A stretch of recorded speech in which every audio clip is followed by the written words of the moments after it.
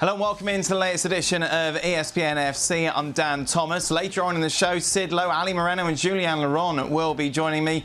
But we start, as we always do, bringing you up to date with how the world of football is being affected by the coronavirus. Some concerning news coming out of Turkey is the former international goalkeeper Rasu Rekbar is in critical condition.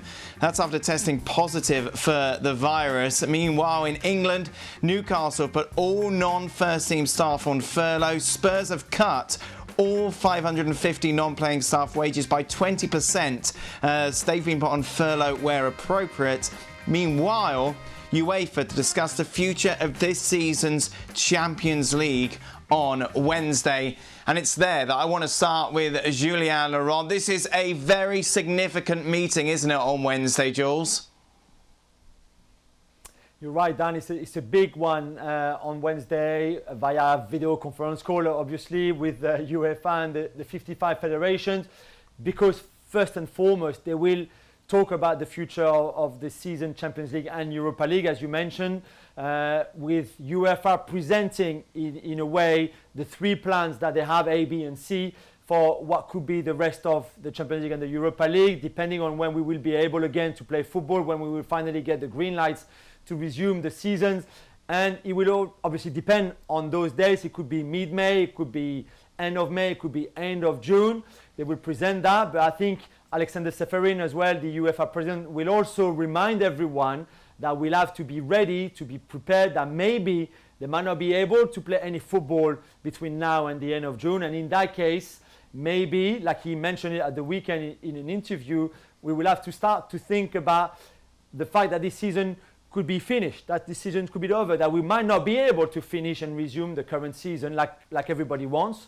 And then in that case, a decision will have to be made on what we do with the season. Do we void it? Do we take the last game and say that that's the end of the season and take it from there? So this will be very important. Also, they will mention with each different federation what they will do, what they have in mind for their domestic leagues and how they can see their domestic league being finished. And also the very important questions of players' contract, what would happen to players on loan, what would happen to players whose contract finish on June the 30th, and also obviously financial fair play with the big loss of earnings that clubs are suffering at the moment. Why is the end of June so significant? Why can't they just say, because look, May it's not going to happen. You know, that's clear when you take a look at what's going on around Europe. And it's very unlikely you feel that anything will get done until late summer. Why is June the 30th so important? Why can't they just extend that and say, look, when we're back, and then we'll play it out over 4 or 5 weeks? Why does it have to be all done and dusted by June the 30th? Is it just the player contracts? Because surely if it is, everyone can get on the same page, can't they, and say, right, we will make this work, we will get this done. We don't need to avoid it if we kind of organise this all in the right way. So yes, I think ideally the date of June the 30th is very symbolic for that, mostly for the players' contract. Like we said, a lot of them will be out of contract with the current clubs. A lot of players, I think it's a third of Serie A players and third of La Liga players who are either out of contract in the summer on June the 30th or where the loan finishes it on June the 30th. So that's the first thing. I think also practically for UEFA and for the European competition, that's usually the point where they will have already to think about the next season, the following season, think about clubs who will go through the qualifiers for the Champions League and for the Europa League and those 3 rounds of qualifiers and the playoffs and all of that. So of course I think if UEFA have to think about extending that date, they will. If there's a possibility, for example, to play the remaining games in the Champions League and the Europa League in July, and it's possible with the domestic leagues as well, of course they will think about it. But I think right now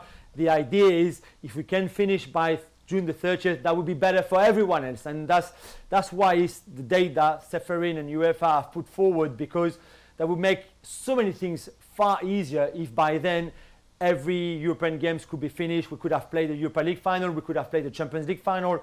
That would be ideal. But I think considering the extreme situation at the moment and the circumstances, of course UEFA will not be close to extending that date and looking into finishing the Champions League and the Europa League in July, maybe even in August or September for all we know. But I think in Seferin's mind and people at UEFA's mind, it would be so much better if by June the 30th, everything could be done. Meanwhile, Jules, of course, as I mentioned at the top, the Premier League clubs now are addressing how they're going to deal with non-playing staff. We saw Newcastle and Spurs putting them on furlough. People coming out and saying, hey, wait a minute, Barcelona are going to pay all their staff 100% thanks to the players. Why is that not being replicated in the Premier League? Because the Premier League seems to have taken a different path where instead of having each club deciding on what they do with their first team squads or non-playing staff, like we saw with Juventus and Barcelona, Bayern Munich, other clubs through Europe, it looks like the Premier League will do it centrally. So the Premier League have a big meeting as well, a bit like UEFA one, but on Friday at lunchtime, where it will be discussed with all the 20 clubs in the Premier League what to do with players' wages. And I think the idea and the expectations for many clubs, including Newcastle and Spurs, is that a decision will be taken on Friday by the Premier League, agreed with all the clubs in the Premier League, that centrally it will be decided that all Premier League players will have their wages cut then. So it's not Arsenal and Manchester United and Manchester City and Liverpool all taking that decision by themselves. It's the Premier League saying, with everybody agreeing, let's have all our players in our league, all taking a 20%, 30%, 50%, whatever, 70%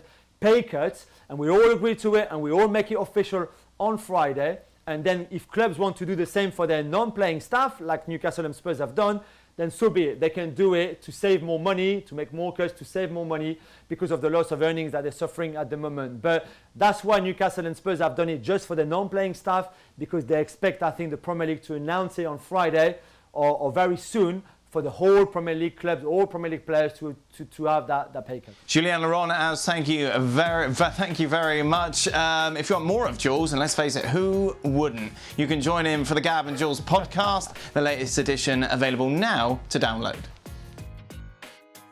Thanks so much for watching ESPN on YouTube. And for more sports highlights and analysis, be sure to download the ESPN app. And for premium content and live streaming, subscribe to ESPN Plus.